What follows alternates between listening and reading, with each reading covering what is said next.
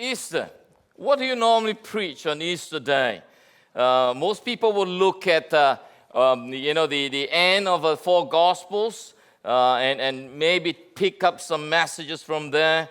Today, I'm going to do the same, all right? Nothing special. In fact, I'm going to preach from Mark chapter 16, verse 1 to 8, with the title, It's Time to Look Up. Seeing the victory you didn't provide. We did not come up with a victory. We did not come up with a plan. All we need to do is to look up, Now, sometimes it can be quite scary. I don't know about you, but you start seeing when you go into the internet, sometimes some of these ads that come to you, they seems to know what you've been doing. They seems to know how old you are. So in recent days, I've been receiving some ads on Tai Chi, so they know how old I am. And then it's not just any Tai Chi, it's sitting Tai Chi, which means you don't even need to stand up. So they seems to know how old I'm getting. But the thing is that I can do all the Tai Chi I want to. But eventually, I will still die. You may fix some problem, a few problems in my life doing that sitting Tai Chi. But eventually, no matter how hard you try, we will find ourselves in our own grave one day. So, math sometimes just does not add up.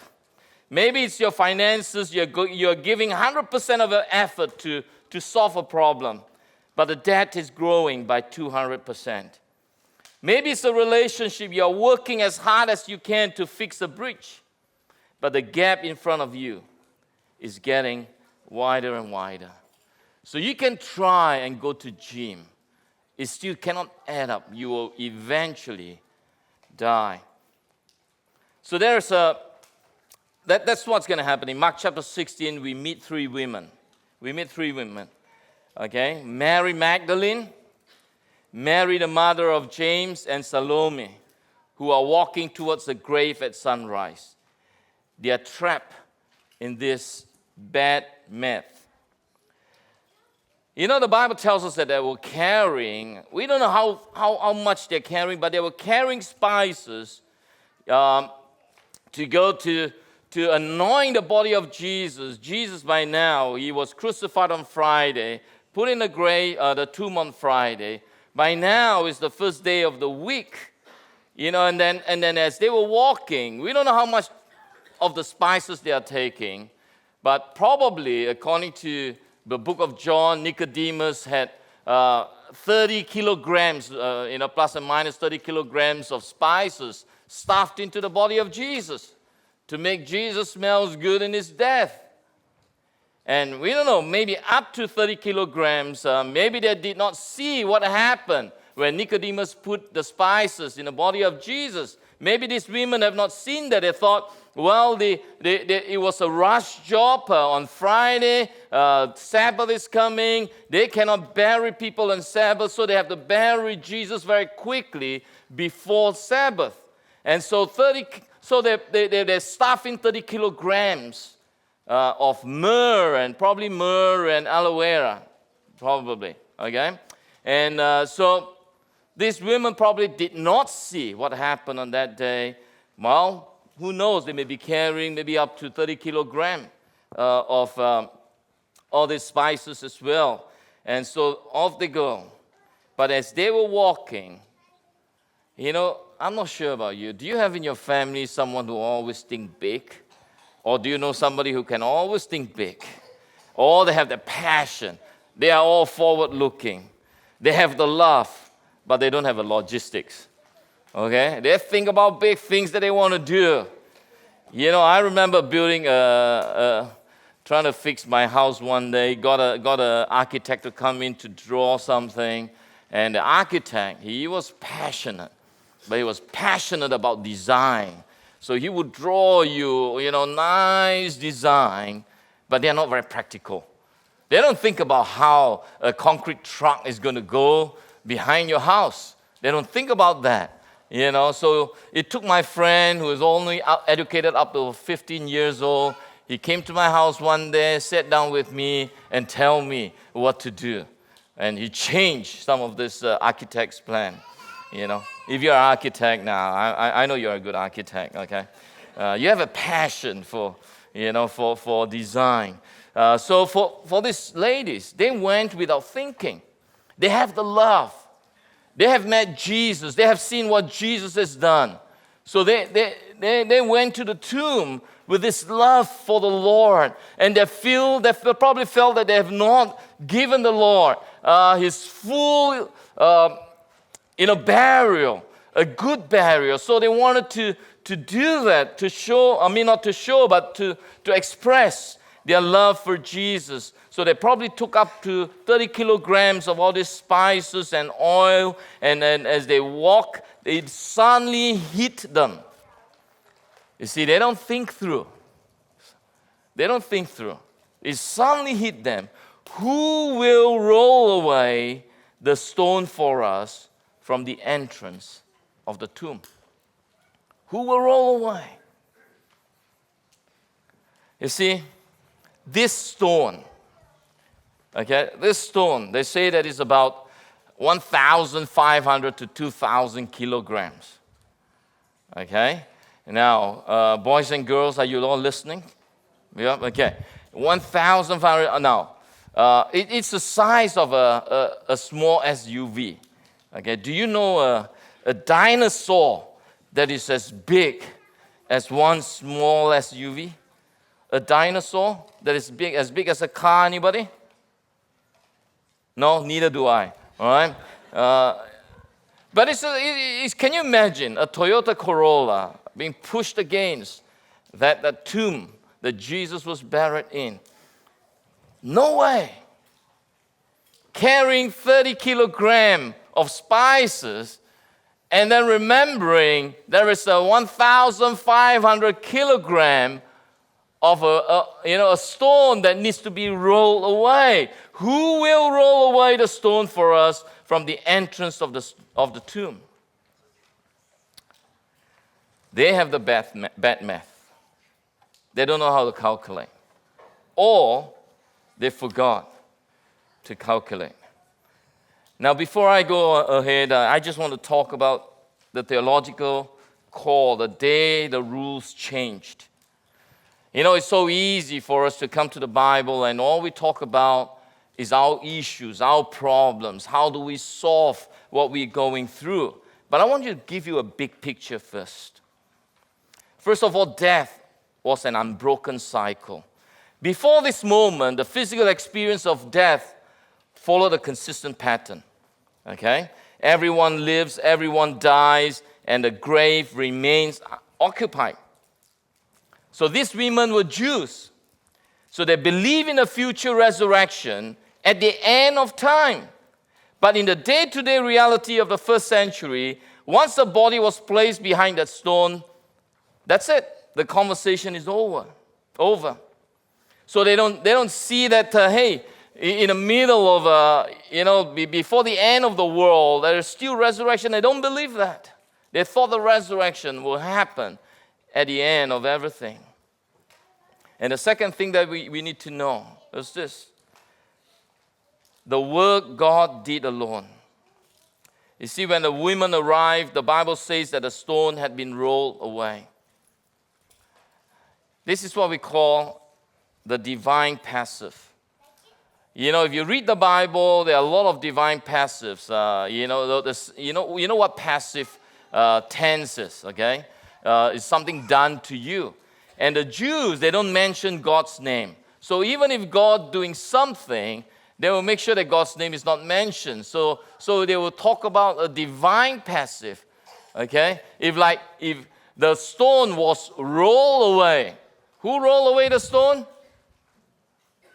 No name was mentioned. But in the Jewish reading, they know. The stone was rolled away. Who rolled away? It was God. But they cannot use the name of God. So they devise a way to respect God, and at the same time, it tells you that it's God who has done that. So they call it the divine passive. So it's something that God has done. It means God acted alone. This is the most important part of the message. Jesus did not wait for the women to arrive and help him. He did not wait for the disciples to come and apologize for running away. The resurrection is a victory that God won by himself. You did not contribute a single gram of strength to move that stone.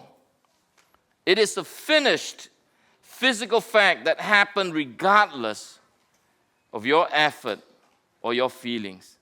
This is the victory none of us have provided. It's all God. I want you to look at the theological chord. That's the main thing. People die, but then suddenly something happened. People did not just get resurrected. Resurrection happened at the end of everything. But here, Jesus was resurrected. There is this completely overhaul. There is a rule change. So this is the victory. So let me just read to you the passage right now. Okay? When the Sabbath was over, Mary Magdalene, Mary the mother of James, and Salome bought spices so that they might go to anoint Jesus' body. Remember, Jesus died on Good Friday, and then Sabbath set in, and you can't do anything until sundown on Saturday night. So they went out and prepared so that they can buy spices so that they might go to anoint Jesus' body. Very early on the first day of the week, just after sunrise, they were on their way to the tomb, and they asked each other, who will roll the stone away from the entrance of the tomb? But when they looked up, now this is the pivot. This is the change. You know, when they were walking around, they were looking down, you know, and then suddenly remembered, who will roll the stone away? There is no way. And then they looked up. Now the word looked up here in the book of Mark is not simply, moving your neck. It implies something else. It talks about you now having your focus different. In fact, a lot of blind people in the book of Mark who were healed, they use the same word. Restoration of sight. So it's not just a simple turning your neck up, but something more meaningful here. Because from looking down, they now start to look up. They saw that the stone, all they need to do is to look up. They don't even need to move the stone. And they saw that the stone, which was very large, had been rolled away. As they entered the tomb, they saw a young man dressed in a white robe, sitting on the right side, and they were alarmed. They were alarmed. Verse 6, don't be alarmed, he said. You are looking for Jesus, the Nazarene, who was crucified. He has risen. He is not here. See the place where they laid him. But go tell his disciples and Peter, he is going ahead of you into Galilee. There you will see him just as he told you. Trembling and bewildered, the women went out and fled from the tomb. They said nothing to anyone because they were afraid. Now the command to them at the end is, hey, you're supposed to tell others. There you will see him just as, you're supposed to go and tell his disciples and Peter, but instead they said nothing to anyone because they were afraid. So, the question to answer in the sermon today is, how do we move from the exhaustion of staring at the ground, trying to fix a dead end, to the freedom of looking up and seeing that God has already opened a new way? I think we have to shift the way we think. Just like this event, the resurrection, has shifted in a big way how we look at the world. The first one is from being a project manager to a witness. From being a project manager to a witness. What is a project manager? A project manager carries the weight of the outcome. You are supposed to plan the project. Anything goes wrong, they come to you. Okay? It's like a senior pastor of the church. Okay, maybe not so bad. Yeah. But what about a witness? So we are supposed to move from from being a project manager to a witness. A witness doesn't carry the weight of the outcome. The only weight they carry is the weight of observation. That's all. You observe. Okay? So if you think about it, you move from being a project manager to a witness. It's very different. So tomorrow morning when you wake up, you tell yourself, I'm resigning as the project manager of this problem, of the problems that I have. Today, I'm going to be a witness. You know what's going to happen to you? Because it will lower your anxiety because you are no longer responsible for the miracle. You are not responsible for the miracle. God is. And God will open up miracles. And then you open up your eyes when you stop trying to fix everything. Now I know, particularly men, okay? We want to fix things. Have you ever had your argument? Maybe now you know that the way I argue with my wife, right? Have you had an argument with your spouse? And then I can just go to sleep. I wake up, it's all gone. It's done. It's over.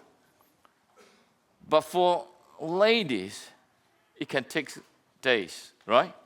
I don't know. Yeah. So it's very, very different.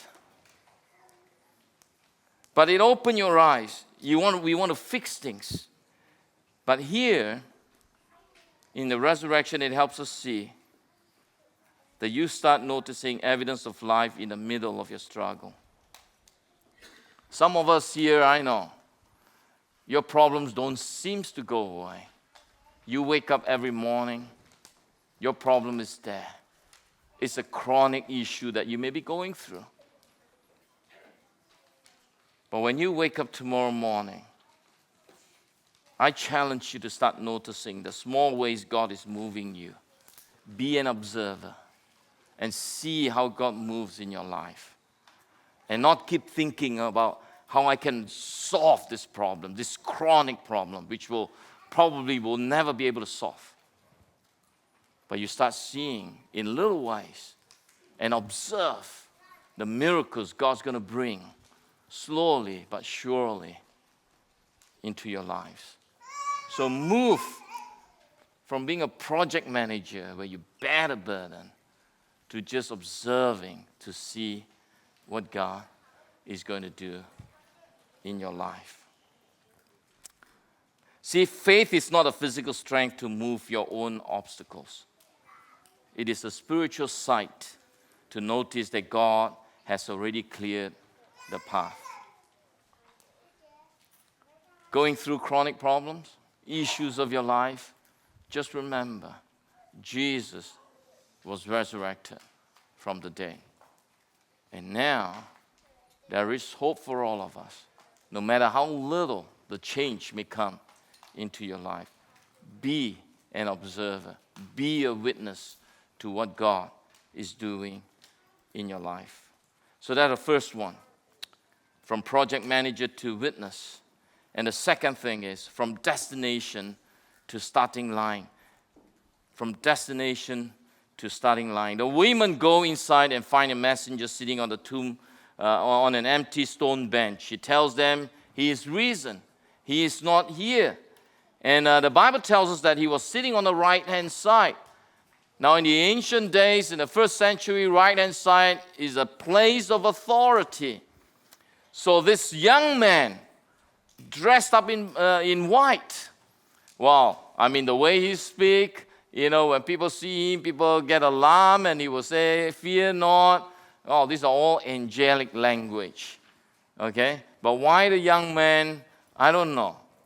It's interesting, okay? But they do have angels whom they address as young men in other writings as well. And so this angel was sitting in a place of authority to tell them that he is risen, he is not here anymore. In a court of law, in the first century, the witnesses will also be standing on the right-hand side. So this authority says that Jesus has indeed been resurrected from the dead. You see, the thing is that we often treat our faith like a destination, a place we visit for 1 hour on Sunday. That's our faith, maybe Saturday. We come to church, we visit 1 hour, then after that we leave. We think Jesus stays inside the building. But the empty bench tells us something else, that he has already gone ahead of us.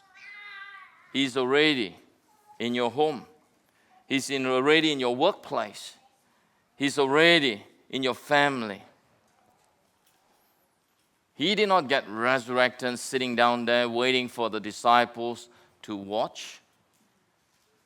He has gone ahead. He has already started the work in your life. So he set a new starting line. You see, the resurrection proves that Jesus is not a memory to be visited in the past, but a living Lord who is already standing in your future. We don't know what our future holds, but we know who holds the future, amen? And we have a living God who is already there in your future. He has already gone ahead of us. That's the second thing. The starting line has changed. You know, it's not just a destination, but it's changed the starting line. And finally, number 3, from disqualification to invitation. You know, there's one part of this passage that says, "Go, tell his disciples and Peter." Peter's name was specifically mentioned. Well, people say that John Mark's mentor is Peter. So John Mark was writing the story that Peter recounted to him as an eyewitness. So Peter will be telling John Mark what happened to the life story of Jesus, and then John Mark will be writing down whatever he said. But some of you may be thinking, because he's his mentor, he may have told John Mark and say, "Hey, John, can you just insert my name to the angel's mouth and let the angel say, 'Go tell his disciples and Peter'?" I don't think so. I think there's a reason why Peter's name is mentioned here. And if you go back to Mark chapter 14, verse 66 to 72, it says, "Meanwhile, while Peter was in the courtyard below, one of the servant girls who worked for the high priest came by and noticed Peter warming himself at a fire. She looked at him closely and said, 'You were one of those with Jesus of Nazareth.' But Peter denied it. 'I don't know what you're talking about,' he said. And he went out into the entryway. Just then, a rooster crowed. When the servant girl saw him standing there, she began telling the others, 'This man is definitely one of them.' But Peter denied it again. A little later, some of the other bystanders confronted Peter and said, 'You must be one of them, because you are a Galilean.' Peter swore, 'A curse on me if I'm lying.'" Can you imagine that? He would go to that extent to deny the Lord. "A curse on me if I'm lying. I don't know this man you're talking about." And immediately the rooster crowed the second time. Suddenly, Jesus' words flashed through Peter's mind. "Before the rooster crows twice, you will deny 3 times that you even know me." And what happened? He broke down and wept. He broke down and wept. Peter denied the Lord that he said he loves. He claimed that he will never ever deny the Lord. And he did. And he did. And when his name is mentioned in this text, what is implying, what it's saying is this: God is trying to tell Peter, it's okay, Peter. It's okay. Some of us here today may have felt that you have denied the Lord in many ways. And Jesus is saying to you today, it's okay. It's okay. Come back to me. Some of us may have broken relationship with other people. A relationship that you find it so hard to mend over the years. And you feel so guilty. And Jesus is saying to you, it's okay. It's okay.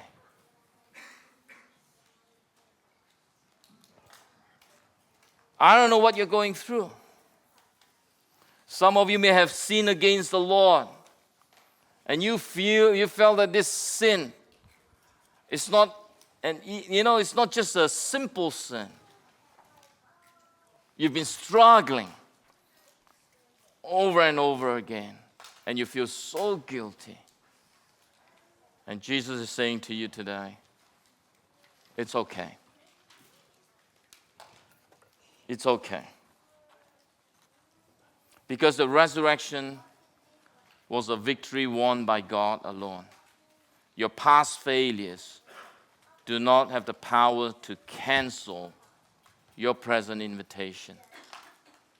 And God is inviting you, no matter what you've done, no matter your failures, it's okay. Come back. Come back to me. I'm going to end and I'm going to ask the worship team to come. I'm going to look at a question again. How do we move from the exhaustion of staring at the ground, trying to fix a dead end, to the freedom of looking up and seeing that God has already opened a new way? Number one, from project manager to witness. Number two, from destination to a new starting line. And number three, from disqualification to invitation. And you know what? This passage that I've just read to you, it kind of ended up in fear.